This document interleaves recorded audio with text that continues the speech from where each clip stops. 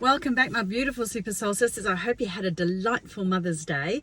I wanted to touch base with you today to talk about wrong question shoes.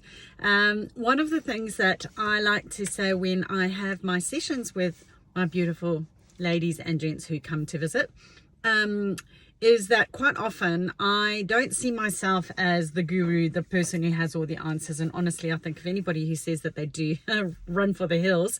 I'm more about asking questions. I ask a lot of the right questions that elicit the answer which resides within you. And what I would love to have is where people are able to do that for themselves, which is pretty much what a lot of these, these little videos that you can listen to on the go whenever you want, are all about. Because it's like, well, if I just did things a little bit differently, if it's not working in a certain way, then how can we change it where it can work? So it's little thought-provoking scenarios and little exercises that we can go, oh, do you know what? I never thought of it like that. We're seeing it in a different light. So it's different shades, not just different shoes that you're wearing. It's, what can I say to myself that's different? How can I change the way that I look at things so that it's different? Because it's, if you start changing your filters that aren't working for you and replacing them with filters that do, then obviously there's going to be improvements, aren't there? So it's the right questions, it's what you're focusing on. So your Rastas glasses that I always talk about, the Rastas glasses and shoes, shoes and shades. It's like what you focus on, it's what you say to yourself, it's those parrot shoes again. It's like, how can we be more flexible? Like, how can we swap out these shoes for a different pair of shoes? So yeah, it's that whole scenario of, how can we do something different if it's not right? And then we also want to, which is the whole thing of my NLP stuff, is how can we, I model, or NLP is all about modeling successful people and then seeing what they do. And then if we mimic what they do, then we've got a much higher chance of success. And it also shortens the time, doesn't it, of if you want to get from A to B, how quick can you actually get there? So, you always use the example of like, say a tennis player, like, okay, we're going back a bit here. Andre Agassi, you got Federer, and whatnot. But one of the things that you would do is like, would you learn, if you could afford to, which is one of the things I'd love to have you all do, be in a position where you can afford to pick whoever you want to model. And then go to that coach and say, can you coach me? Would you rather be learning from Andre Agassi, or would you rather be learning from Joe Bloggs down the road, who made grade B, team B at 5th grade high school, whatever it is, 5th grade at high school, 5th grade at school, like that. And it amazes me how many people model their behavior on, sometimes it's just, oh, well, that person listens to me, so I'll take advice from them. Well, if they're not the best person to be taking advice from, then don't be doing it. So the question here that I have for you is wrong questions, is how can we, this is all about the asking a different question. So for example, one of the things that I often have that keeps us stuck in our same pattern going over and over and over again is, oh, well, I can't do that. I can't, it has to be done this way. Oh, I won't be liked. The parrot shoes kick in. It's all that I can't, I shouldn't, I have to. I've got too much on my plate. I'm a mum, I've got 10,000, jobs to do, and I'm trying to hold down a job and run the house and run the kids and the husband and the, everything else. So it's, how do we shift it where at least you're making a step in the right direction? So I always say, you've got the wrong question shoes on. You've got to change your question. So say, for example, like, and I'm having this at the moment, like I'm launching a new concept. a new product, I beg your pardon.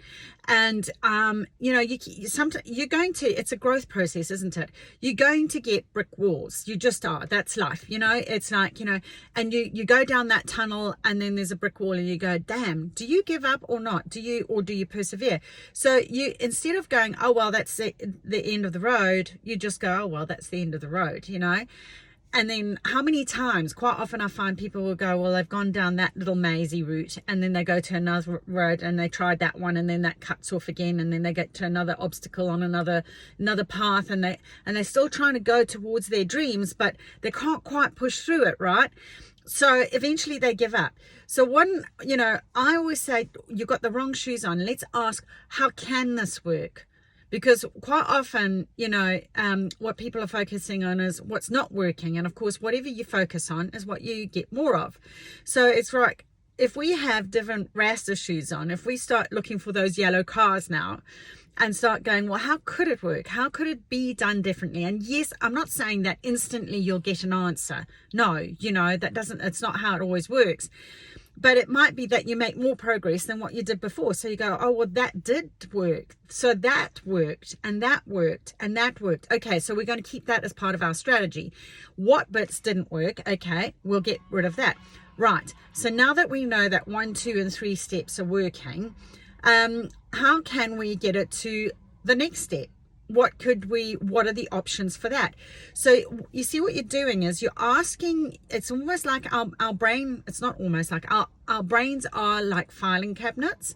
So when you ask it a question, it goes into a filing drawer. And if you think of those folders, you know, that you have in a filing cabinet, and you open that and you go into that filing cabinet, and then you go, okay, I want you to look for, you know, the next filing and file that's in there, and you open that one, and then you open the next one in there. And that's how people get into a rabbit hole. Okay, but we can use the same strategy in a winning way, a winning formula, I call that, where you don't open the wrong folder, you open the right folder, and you go, okay, right, okay, I want to go down this one. Okay, that one folder inside didn't work, but how about there's like 5 other folders in there? Which ones do you think we should try out next? You know, that could work, that would take us in the right direction. So you see, and you're not going down a downward spiral, you're opening the files that are going to open you up, that are going to leverage you to your whole full creative potential. So you're really, what I like to say in esoteric terms, is you're accessing yourself, your higher self, your true reason for being here, your, you know, the core of why you're walking on this planet. By asking the simple question of, you know, what could work, you know, change the question. You got the wrong shoes on, put different shoes on. Ask the question. Wrong questions mean you're on the wrong track. Let's get off there as fast as possible. Let's get onto the right track where you're going, okay, how can I ask this question differently? You know, what way is it going to work? What ways could it work? If that sounds too strong, sometimes you need to pull it back a bit. So instead of what way will it work, you know, there's a sense of pressure around that question. So what you're doing is you step back a little bit and you go, how could it work? You know, what possible answers are there? So you, instead of going to the how will it work, which is a lot of pressure, it puts you into overwhelm sometimes, you know, because you're under that pressure, and that there's a resistance to it immediately, isn't there? So when we ask the question of, well, what could the possibility be? Like, how could it work? You know, like, say, I know this sounds like out there and crazy, but that's you tapping your creative. That's a good thing. You know, wonder if we tried this way. Do you think, well, I don't know, let's go try. And then have a little bit of fun with it. Understand that it may not entirely work, but if it does, fantastic, then you can keep it. If it sort of works, then keep the bits that sort of worked and then tweak it.